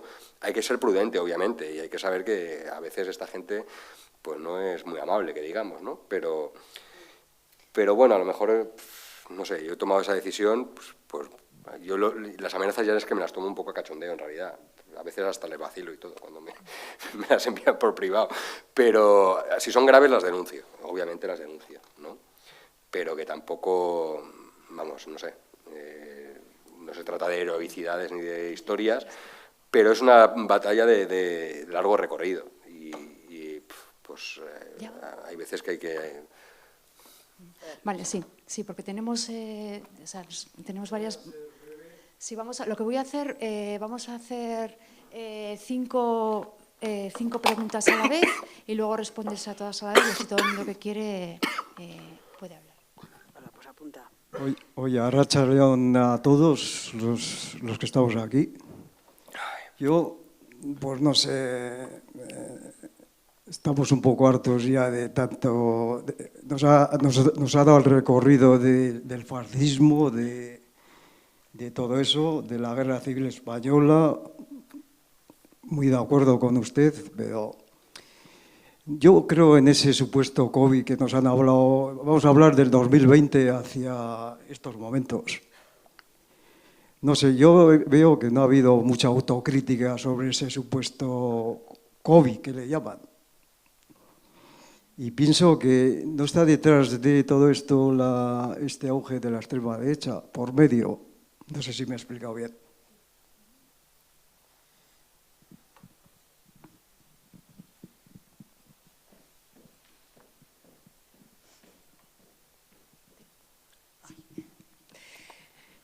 Hola. Mira, dentro de todo este tsunami que ha supuesto todo lo que estás expresando, a mí me parece que la extrema derecha, nuestra extrema derecha, porque hay que dejarse de tapujos, la idiosincrasia de la dictadura de Franco no tiene nada que ver con otras dictaduras. Lo que nos ha resuelto, hay 2 herramientas que utilizan muchísimo. La bandera, por supuesto, pero la familia... Están haciendo estragos, cuando la familia, al menos yo, desde hace 50 años soy madre y madrastra. Ha cambiado muchísimo, desde lo monoparental a otra serie de familias que en el siglo XXI existen. Y yo creo que la gente normal y corriente, que todos tenemos familia, no tenemos suficientes herramientas para defender ante nuestros hijos semejantes cosas. 3 intervenciones más. Sí, cuando has hablado, has dicho que hay diferencias entre ellos, ¿no? En esas redes de la extrema derecha en el mundo hay matices y hay diferencias. Y en el contexto actual de guerra, de incertidumbre, de confrontación a nivel mundial, ¿crees que es un campo proclive para que la extrema derecha se embalontee, o sea, se empodere más todavía, ¿no? ¿Y crees factible que haya una hegemonía de la extrema derecha en Europa, dado el contexto actual?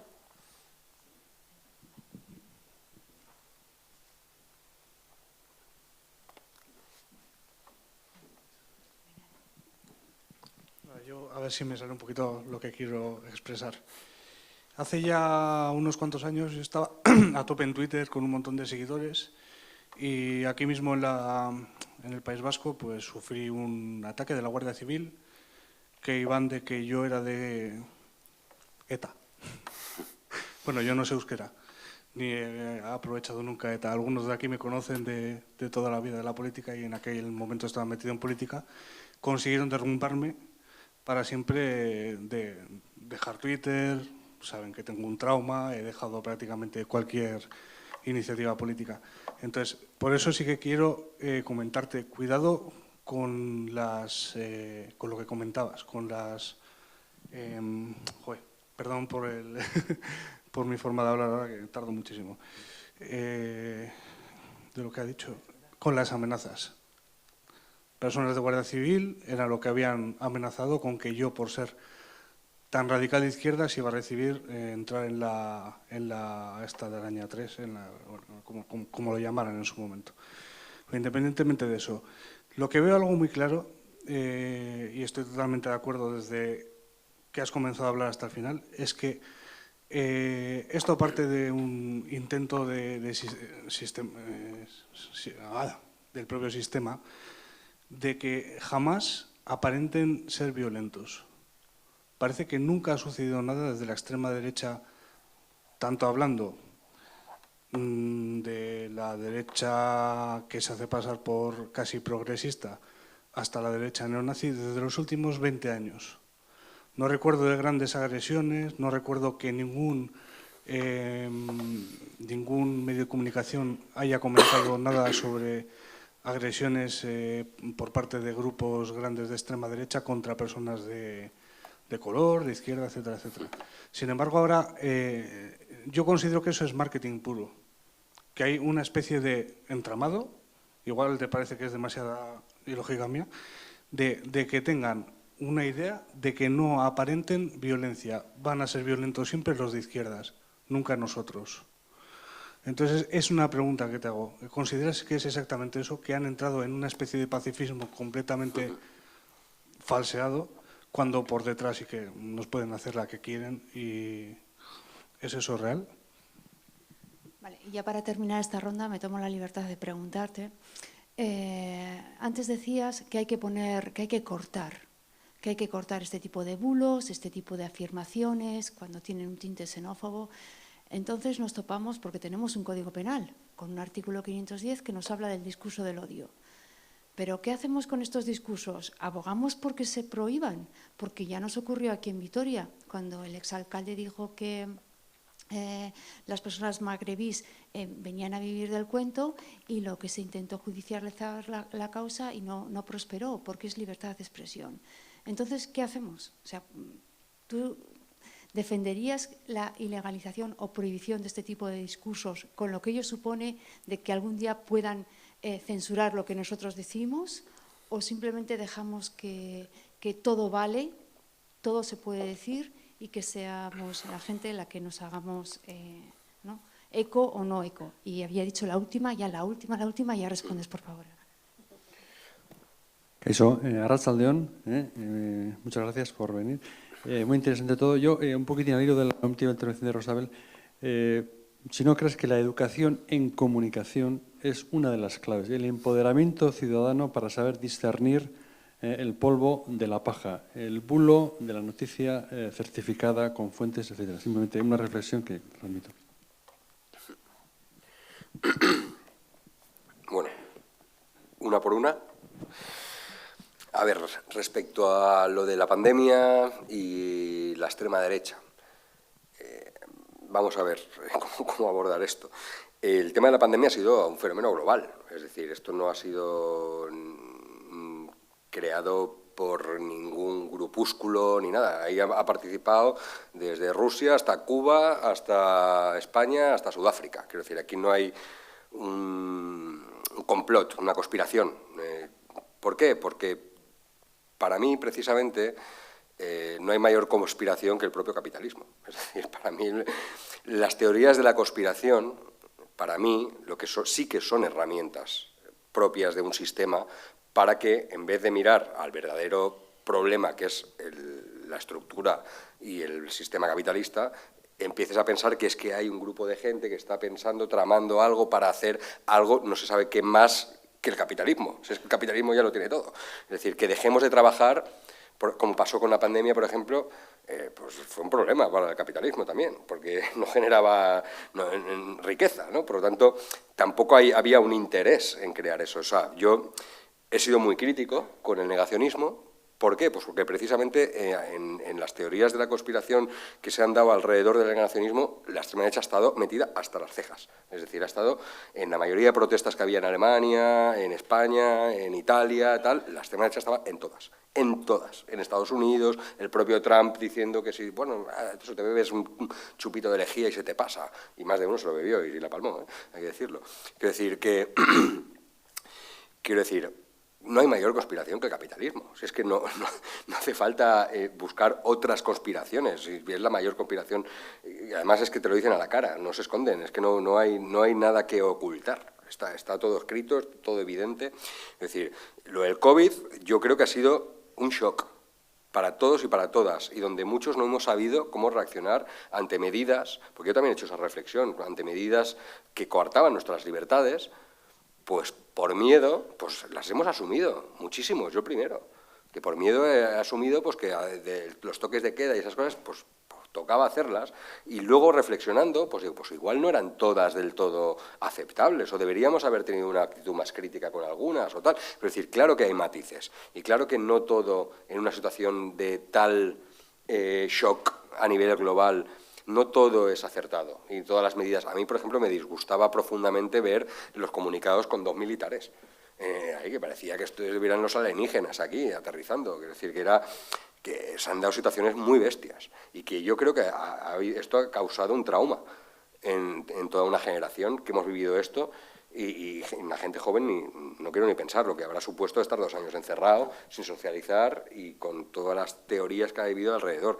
Yo creo que es un tema que, aunque yo haya sido muy crítico con todo el negacionismo y todo este rollo y tal, pero creo que merece un análisis muy profundo. Todo lo que ha sido y lo que ha supuesto la pandemia, la gestión de la pandemia, el papel que ha tenido cada uno, también la propia izquierda, qué papel ha jugado con el tema, porque ha habido también discrepancias dentro de la izquierda, ¿no?, de si esto se tolera o no se tolera, o cómo se gestiona todo esto. Creo que ha sido una situación muy excepcional, muy inesperada, y que creo que merece una reflexión, pero con mucha calma, y que yo no, sinceramente, lo único que digo es huir de las teorías de la conspiración, porque para mí la mayor conspiración es el capitalismo en sí mismo, y que evidentemente pues que hay que ser crítico siempre. Y yo posiblemente pues en algunos casos no lo he sido tanto como debería en algunas medidas sobre el COVID, pero yo creo que todos y todas hemos estado un poco en shock en toda esta situación, ¿no? Y también con familiares enfermos y este tipo de historias, ¿no? Luego, por otra parte, el tema de la familia se repite constantemente en todas las extremas derechas, desde Bolsonaro, Trump, los polacos, los españoles, los alemanes, los indonesios, la India y toda la extrema derecha a nivel global, porque hablamos de extrema derecha y pensamos en Europa y en Trump y en Bolsonaro, pero la India, ojito a la India, ojito a Indonesia con Duterte, ojito a muchos otros países donde la extrema derecha está a tope. Evidentemente que la familia es un pilar básico del discurso de la extrema derecha, pero su modelo de familia, como bien sabes, ¿no? Es decir, es el heterosexual, pues eso, ¿no? Entonces, yo creo que hay gente muy potente que está trabajando todo el tema de los derechos familiares, reproductivos y sexuales desde una óptica de derechos humanos, y está haciendo informes muy interesantes sobre cómo la extrema derecha está utilizando toda esta retórica precisamente pues para entrar en el debate público. Y pensemos una cosa también, en Polonia, igual que en cierta medida en España, pero mucho, por ejemplo, en América, en Estados Unidos y en Brasil, ojo con el papel de los ultraderechistas ligados a las sectas evangelistas, los evangelistas. ¿no? Quiero decir, en Estados Unidos, en Brasil sobre todo, pero ahora están empezando también aquí en el Estado español, ¿no? Y cómo todo eso además se vehicula muy bien también. En Polonia lo hacen a través de la Iglesia Católica, es ortodoxa y católica y ortodoxa en otros países, ¿no? Pero ojo también cómo a través de la religión pues muchas veces también se consigue meter esto ahí. Sobre el tema de la guerra que me has preguntado tú, vamos a ver, los conflictos geopolíticos tendemos demasiadas veces a intentar interpretarlos con esquemas izquierdas y derechas y no funcionan. El eje izquierda-derecha en los conflictos geopolíticos no funciona, porque te encuentras con cosas muy raras que no encajan. Entonces, ¿la extrema derecha está teniendo algo que ver o algo que hacer en estos conflictos actuales? Sí. Todos están teniendo algo que hacer, evidentemente, y hay extrema derecha para todos los gustos. Algunos están con Ucrania, otros están con Rusia. Hay izquierda que también está con Ucrania y izquierda que está con Rusia. Es decir, hay para todos los gustos, ¿no? Yo lo que creo es que estamos en un momento, a nivel geopolítico, clave, de transición, que igual son 10 años, que no va a ser cuestión de 2 o 3 años. Estamos en un momento en el que va a cambiar. El mundo va a dejar de ser como lo concebimos y nos vamos hacia un mundo multipolar, donde Europa y Estados Unidos posiblemente ya no tengan el peso que tenían hasta ahora, donde la India va a tener mucho que decir, China ni te cuento. Veremos qué pasa con la guerra en Ucrania y qué pasa con Rusia. Pero la extrema derecha también, en este sentido, está presente en los discursos. Voy a poner, es un charco donde no me quiero meter, porque el tema de la guerra es un tema muy jodido. Si dices una cosa eres algo y si dices otra cosa eres del otro. Yo he pillado por todos lados. Yo me dedico a estudiar a la extrema derecha. Yo publiqué un artículo 2 semanas antes de la guerra, sin saber, obviamente, como no sabía nadie que iba a haber una invasión, pero yo publiqué un artículo que se llamaba El polvorín neonazi en Ucrania. Y me basaba en informes internacionales de Estados Unidos, de Europa, de varios países, donde alertaban de que en Ucrania había milicias neonazis, donde estaban yendo neonazis de todo el mundo a entrenar, donde estaba habiendo un caldo de cultivo muy jodido, que luego esa gente volvía aquí, porque en Ucrania había guerra desde 2014, en el Donbass, es decir, iban allí, pegaban 4 tiros, entrenaban, se hacían fotos, eso los que vigilábamos a la extrema derecha lo veíamos. Y alertábamos, y las agencias de inteligencia lo sabían, y estaban alertando. Yo publiqué un artículo explicando eso, el polvorín neonazi de Ucrania, qué estaba pasando. Y me basaban en informes de Estados Unidos, en gran parte, ¿eh? Ojo, no era una cuestión de los rusos ni nada. Claro, cuando te viene Rusia y te invade Ucrania diciendo que va a desnazificar, claro, pues imagínate la cara que se me queda a mí, habiendo escrito eso ahí, ¿sabes? Obviamente, Rusia no ha ido a desnazificar nada. Rusia está en otra batalla ahí, que no tiene nada que ver con la desnazificación. Si no, no hubiera dicho lo que dijo Putin hace 4 días en el discurso, hablando precisamente de la familia tradicional y de que los niños tienen que tener un padre y una madre y tal, ¿no? Porque, quiero decir, la retórica de guerra, yo creo que ya somos mayorcitos como para no creérnosla, la propaganda ni de un lado ni de otro, porque tiene tela también que el misil que ha caído hace 4 días en Polonia, los polacos y el propio Zelensky diciendo que ha sido Rusia y que la OTAN venga. O sea, pero señor, que nos vamos a una 3ª guerra mundial. ¿Usted qué quiere? Quiero decir que aquí las pasiones se desatan. Y también tendemos un poco a ver la guerra un poco como si estuviéramos jugando a los videojuegos. Que está muriendo gente.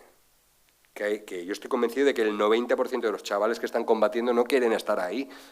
Están obligados, por una parte y por otra. Quiero decir que a mí estas épicas belicistas, yo lo siento, yo vengo de la cultura pacifista. A mí no me gustan las guerras y no creo que se saque nada bueno de todo esto.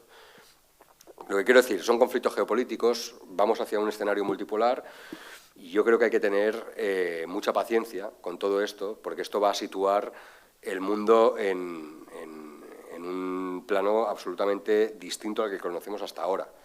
Absolutamente distinto. ¿Que la extrema derecha se va a aprovechar? Obviamente, ya se está aprovechando. Se está aprovechando del conflicto. Hay muchos ultraderechistas que están ahora mismo combatiendo allí. La gran parte de ellos en las milicias ucranianas, pero también en la parte rusa. Quiero decir, la extrema derecha ama la guerra, le gusta el conflicto. Y va allí, se entrena, y ya veremos qué pasa cuando termine esto y las armas que están por ahí, que algunas de ellas son nuestras, ya veremos dónde acaban, ¿no? Pero la extrema derecha, obviamente, que tiene un papel importante en esta guerra y sacará provecho de todo esto. Y la propia extrema derecha está dividida, en cuanto al conflicto. Encontramos a un sector de la ultraderecha totalmente con Ucrania y un sector de la ultraderecha que está no solo apoyando a Rusia, sino incluso que recientemente fueron a la embajada a rendir homenaje a la hija de Alexander Dugin, que fue asesinada en un atentado, y que Alexander Dugin es uno de los mayores ideólogos de la extrema derecha desde hace 30 años. Quiero decir. Y luego, pasamos de pregunta, el tema de las amenazas en redes, la violencia. Decías que la violencia de la extrema derecha. Mira, yo hice un proyecto hace unos años, hace un par de años, que se llama crimenesdeodio.info. Es una página web, lo podéis buscar. Desde el año 90 hasta el año 2000 hemos contabilizado 104 crímenes de odio con resultado de muerte por motivos racistas, homófobos, transfobos, aporófobos, etcétera, etcétera, en España, solo en el Estado español. Claro que hay violencia en la extrema derecha. De hecho, la extrema derecha es violenta por naturaleza. Y la violencia no hablo única y exclusivamente de la violencia física. Es que la violencia que genera la extrema derecha contra determinados colectivos es la que hay que resaltar también. La violencia no es solo que te agredan, es también que te estigmaticen, que te señalen, que te persigan, que te precaricen, que te marginen, que... Os voy a poner un ejemplo. Cuando hubo la campaña contra los centros de menores extranjeros, que apareció Vox ahí, luego aparecieron los nazis de Hogar Social Madrid y tal, a los 2 días pusieron una bomba en ese centro. ¿Los discursos de odio no generan delitos de odio? Obviamente, es de primero. Es decir, lo primero es señalar y después hay alguien que ejecuta. Eso es así. Claro que es violenta la extrema derecha. Que ellos, evidentemente, Vox no va a ir con bates de béisbol, como los nazis de los años 90. No va a hacerlo. Aunque algunos de ellos ahora estén en el partido. Pero no va a hacerlo. Ya habrá otros locos que lo harán. Es como los lobos solitarios, estos nazis, que van un día a un colegio y matan a 80 personas, ¿no? Como el Anders Breivik este. No sé si habéis leído el manifiesto de Anders Breivik. Anders Breivik fue el nazi noruego que se presentó... Es que esto se presentó en un campamento de las juventudes socialistas, socialdemócratas, del PSOE, vamos, de allí, de Noruega, en 2011, creo que fue 2012. Disfrazado de policía, con una metralleta, y se cargó a 69 adolescentes. Ejecutó, vamos, directamente los cazó, a 69. Después de haber puesto una bomba en Oslo para despistar y matar a 15 personas. Se fue a la isla con una lanchita vestido de policía y los mató. ¿Por qué los mató? Ahora, claro, ¿qué pasó? No, es un loco, un tarao, ¿qué tal? Un desquiciado, un psicópata. No. Yo me he leído el manifiesto de Anders Breivik. Y he seguido el caso, vamos, la retórica y el discurso y el planteamiento de Anders Breivik es absolutamente racional. ¿Por qué? Pues porque es el programa de la extrema derecha. Es que está diciendo lo mismo que dice la extrema derecha, exactamente lo mismo. La teoría del gran reemplazo. ¿En qué consiste? Que es una de las teorías que ellos manejan últimamente. Que hay un plan oculto, sobre todo, que por detrás están los judíos, como siempre, ¿no? Que tratan de invadir Europa a través de la migración, sobre todo personas musulmanas, para conquistar Europa a través de la demografía, es decir, a tener muchos hijos y a sustituir poco a poco a la población europea por mestizos que además se convertirán al Islam, ¿no? Esto que nos parece una chaladura, o que nos puede parecer una chaladura, pues esto es lo que Anders Breivik llevaba en su manifiesto, lo que Brenton Tarrant, que era un tipo de Nueva Zelanda, que se metió en 2 mezquitas y ejecutó 52 personas hace 4 años, tenía lo mismo, publicó un manifiesto y lo retransmitió en directo en Facebook, con una GoPro. Quiero decir, lo mismo que pasó en Texas hace 3 años, lo mismo que pasó hace 4 días en Alemania. Quiero decir, esto está pasando constantemente. Y lo que digo, si os leéis los manifiestos, si os leéis, hace poco en Alemania pillaron a un chaval, lo mismo, me leí el manifiesto, lo mismo, es calcao, es el programa de la extrema derecha. Es que, de hecho, publiqué un artículo en La Marea sobre el atentado en Alemania Y la teoría del gran reemplazo, es decir, lo que ellos dicen que está pasando, es que tú lo encuentras en los discursos de Buxade, de Abascal, de no sé qué. No lo van a decir igual, ni se van a poner el logo del sol negro que llevan los nazis, pero te dicen lo mismo, porque la España está siendo poco a poco conquistada de manera demográfica, porque te lo dicen con otra retórica. Es lo que digo, que no les hace falta llevar esvásticas, ni les hace falta decir... hablar en lenguaje nazi, lo dicen de otras maneras, pero claro que tiene consecuencias, y consecuencias violentas, claro que tienen. Y casualmente, lo que tú dices de Twitter, es que yo tengo un compañero que es un activista LGTBI valenciano, que cuando era menor de edad, lo amenazaron de muerte varias veces, varios tuiteros. ¿Sabes a cuántos pilló la Guardia Civil? O la Policía Nacional, perdón. De 10 amenazas que denunció, a 2. De 10 solo pilló a 2. Los otros, además, tengo que decir que siguen activos los perfiles. Es que encima siguen activos los perfiles. O sea, que si quieren los pillan. Y uno de los 2 que pilló era porque era un tipo que encima le había robado el wifi al otro, o sea, que no tenía nada que ver. ¿Sabes? O sea, el problema no es la ley, muchas veces. El problema es que quien la tiene que aplicar o quien tiene que actuar, pues igual es un poco tuerto de un ojo, ¿sabes? O igual... Pues eso, ¿no? Es que os voy a contar, ¿no? Y esto enlaza con lo que me preguntabas tú, Rosabel, del tema de la libertad de expresión. Esta es la gran baza de la extrema derecha, la libertad de expresión, igual que es la democracia, la gran baza de estos nuevos partidos. ¿Por qué? Pues porque ellos saben perfectamente aprovecharse de lo que ha costado tanto conseguir, y siendo imperfecto como es, obviamente, pero ellos aprovechan de eso. ¿Y por qué? Pues porque saben la manera en la que tienen que decir las cosas para que no sean punibles, o para que no les puedan coger, o para que, por ejemplo, tengamos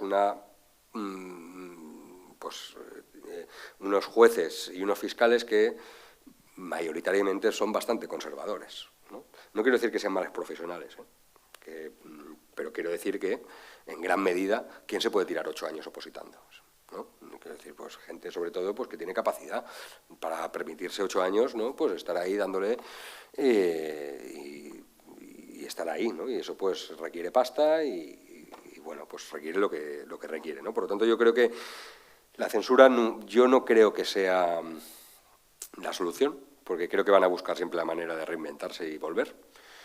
Sí que creo que es necesaria la censura. Censura es una palabra un poco fea, pero sí que existen instrumentos legales para cuando... A ver, la libertad de expresión no la ampara todo, ojo, que aquí nos rasgamos las vestiduras cuando hablamos de censurar algo, ¿no? Pero en otras cosas no tendríamos ninguna duda en cosas censurables, ¿no? Por ejemplo, yo pongo siempre un ejemplo muy bestia, igual soy un poco bestia. ¿Pero tú permitirías un libro sobre pedofilia? ¿Sobre cómo ser un buen pedófilo, por ejemplo, ¿no? Entonces, ¿por qué sí que permites uno sobre cómo ejecutar un holocausto, ¿no? Por ejemplo, ¿no? Es decir, son debates morales. Yo no quiero decir, son debates morales a veces que debemos de tener, ¿no? ¿Cuál es la línea? No la sé. Es que no la sé. Ese es el problema. El problema es que jugamos en un terreno muy pantanoso. ¿Por qué? Pues porque cuando pedimos una ley y nos la dan, la aplican contra nosotros. Ese es el problema. Si es que hicieron una ley de partidos y se llevaron por delante a los que querían, y ¿sabéis la cantidad de partidos que se podrían legalizar? Desde uno que lo condenaron por banda criminal, por trincar pasta, ¿sabes? Y es uno de los principales partidos de este país, ¿no? Hasta bueno, todos los nazis, todos los partidos nazis legales y organizaciones nazis legales, ¿no? De este país se podrían ilegalizar con esa misma ley y no se hace, ¿no? Quiero decir que tirar de la legislación es arriesgado, es arriesgado. Yo creo que aquí lo que hace falta es lo que tú decías: educación, compromiso y sobre todo pues ser muy pesado. Yo es que soy muy plasta. Pero yo creo que al final tenemos que ser muy plastas, ¿no? Y todo el rollo ese de, es que nos canceláis, la cultura de la cancelación. Mira, justo hoy ha publicado una revista norteamericana los 50 libros más censurados de Estados Unidos. ¿Sabéis cuáles son? La mayoría son de temática LGTBI, antirracistas y que hablan de la violencia policial. Quiero decir, ¿y luego quiénes son los más llorones? Es que me censuran mis chistes machistas, me censuran mis chistes sobre negros, me censuran mis chistes no sé cuál. Quiero decir, el victimismo del que hablábamos al principio, ¿no? Bueno, pues yo creo que con ese mensaje nos vamos a quedar y con las respuestas de Miquel, al que le agradecemos muchísimo que haya estado aquí. Y le vamos a dar un aplausico, ¿no? Vitoriano.